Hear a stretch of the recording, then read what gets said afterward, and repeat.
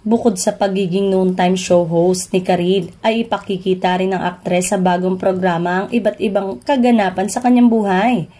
I'm basically showing different dimension in my life.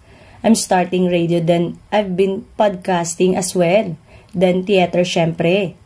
Masayang-masaya naman ang TV host sa katatapos lang na pagdiriwang ng kanilang 15th years sa Showtime at sa nakaraang magpasikat. Samantalang, nagsalita naman ito tungkol sa issue ng billing ng co-host nito na si Kim Chu.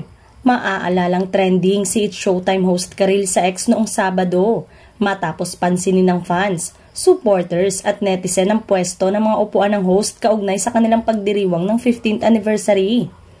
Ilang netizen kasi ang pumalag na ang kasama ni na Vice Ganda at Ann Curtis sa gitna ay si Kim Chu. Nasa bandang unahan naman si Karil, katabi at kahilera sina Jackie Gonzaga at Sean Dominguez.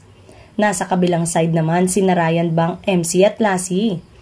Katwiran ng netizen, mas matagal na raw si Karil sa show kumpara kay Kim.